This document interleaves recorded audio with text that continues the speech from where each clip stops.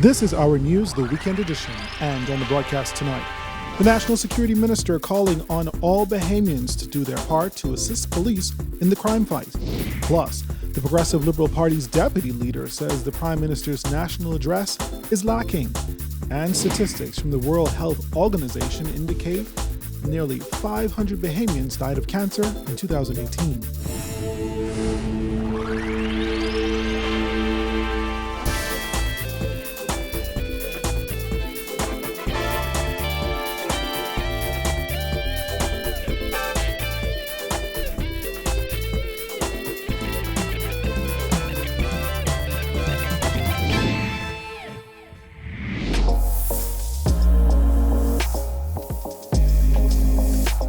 Our news is brought to you by Alive.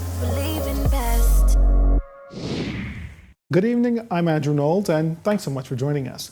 The Minister of National Security is calling on all Bahamians to do their part when it comes to the fight against crime, as he strongly believes that the police and the government are doing their part. With more, here's Giorgio Bain. Following recent homicides, including 2 double murders in less than 24 hours, Minister of National Security Marvin Dames is responding to calls for more police presence on the streets. According to Dames, the problem is bigger than that, adding that he can see proof that the police are doing their job. It's bigger than police presence. The police are out there. The numbers are trending downward. I mean, we're again, last year we had the lowest numbers in almost a decade, and already we're at 20, maybe high 20s down in homicides. And so, I mean, all of the numbers are trending in the right direction. So numbers respect to not only murders, but also more serious, other serious offenses like armed robberies. According to Dames, the time has come to realize that police are not in the business of bringing about behavioral changes in individuals. He says that the trait is learned at home. He insisted that their job is to prevent crime, arrest suspects, and solve crimes. This is bigger than the police. You know, there are things that are taking place within our communities the police have no control over. You know, we all have a vested responsibility in this, and it starts certainly within the homes. You know, those persons who are out there and engaging in these activities are somebody's children. However, Dame said that the government is doing its part to increase resources of the armed forces. As a government, we would have invested more in a year for the acquisition.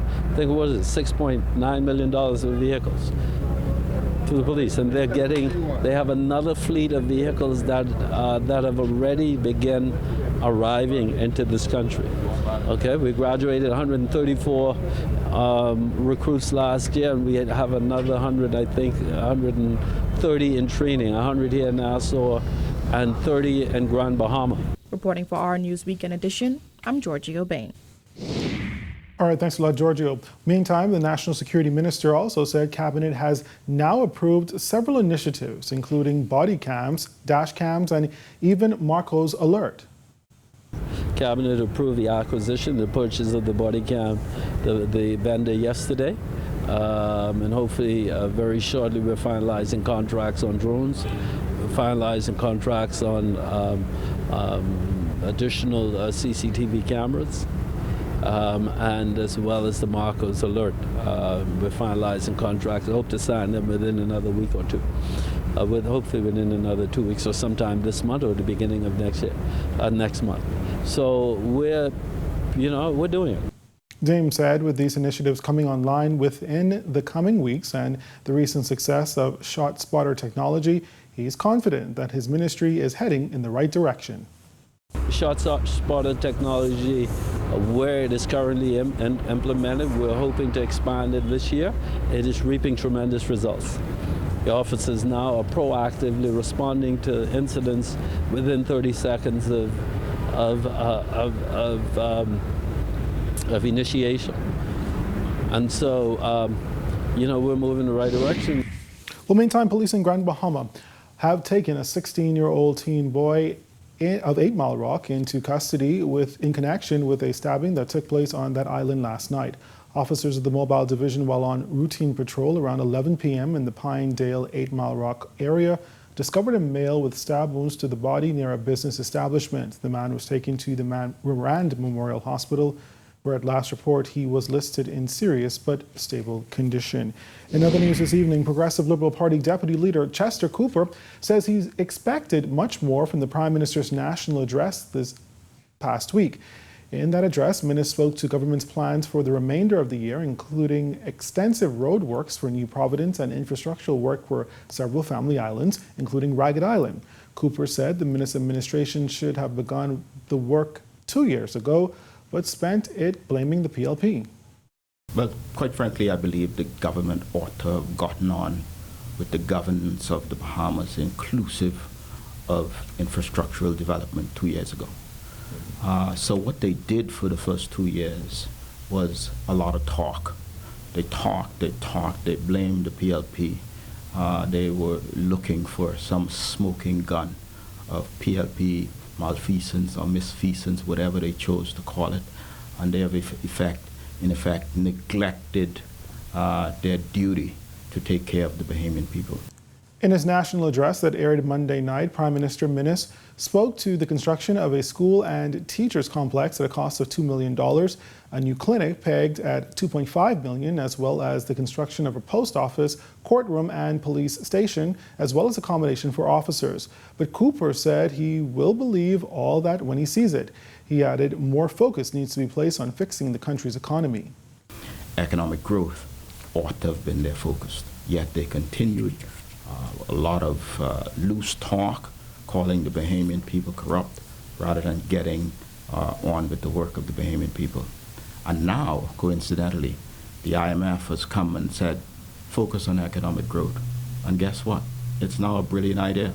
So now that people who are foreign to the Bahamas say exactly the same thing that the PLP has been saying for the last 2 years, it's brilliant.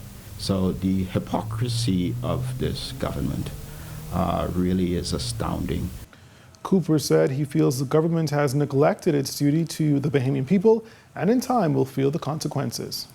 The government came in having made a lot of grandiose promises.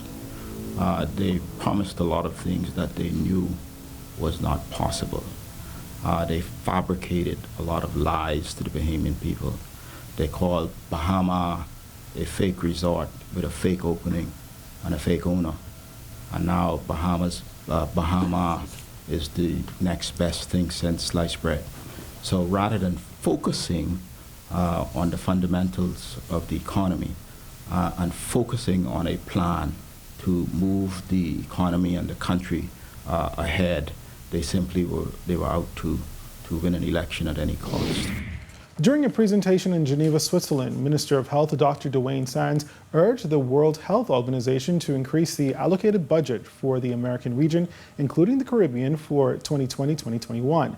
While comparing the present budget to other regions, Sands said the American budget is one of the lowest. The proposed program budget is indeed a move towards increasing resources at the country level, but the Bahamas would be remiss if it did not draw attention to the regional comparisons of budget allocations. Of the 9% increase in the total budget, the region of the Americas will receive comparatively the lowest absolute allocation and percentage increases across all WHO regions. Another more pressing issue is the uncertainty of funding of the budget space. We underscore that in the Bahamas, as in the Caribbean and the region of the Americas, health inequalities are great. The scourge of NCDs and violence is unrelenting, and our exposure to climate change impacts menacing.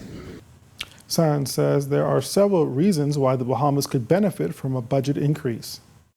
The Bahamas strongly believes a reconsideration of the allocation to the region of the Americas should be undertaken. Madam Chair, Outcome 4.1, strengthening country capacity in data and innovation, is of great relevancy and interest. And the Bahamas urges WHO to not stop here, but to develop a comprehensive roadmap and toolkit to guide us in realizing this long overdue outcome. Robust data systems are cross-cutting and fundamental essentials for health system strengthening and for innovating effective solutions and responses for health. Madam Chair, the Bahamas notes the proposed budget and looks forward to adjustments in the spirit of equanimity. Thank you. Well, a recently released World Health Organization report is revealing the deadly effects of cancer in the Bahamas, with nearly 500 deaths and nearly 1,000 new cases recorded last year. According to World Health Organization data, 249 men and 233 women died from cancer in 2018. The stats also reveal that men have a 22.8% chance of developing cancer before 75, and women have a 16.7% chance of developing it before 75. Men also have a 10.4% chance of dying of cancer before 75, whereas women have a 9.2% chance. In addition to the deaths, there were also 933 new cases of cancer last year. And here's the breakdown. 200 new cases of prostate cancer, 60 cases of colorectum cancer, and 25 cases of lung cancer were recorded among men. There were 166 new cases of breast cancer, 55 cases of colorectum cancer, and 39 cases of corpus uteri among women. The data also showed breast cancer remains a major concern, as it was the most prevalent form of cancer between 2013 and 2018, with 518 cases in the Bahamas. It was followed by prostate cancer, which had 453 cases during that period, and colon cancer, which had 196 cases. There was a total of 2,358 cases of cancer in the Bahamas during that 5-year period. Well, still ahead tonight, the Works Minister provides an update on the labor component for the new Wärtsilä plant. That story and more when our news, the Weekend Edition, returns.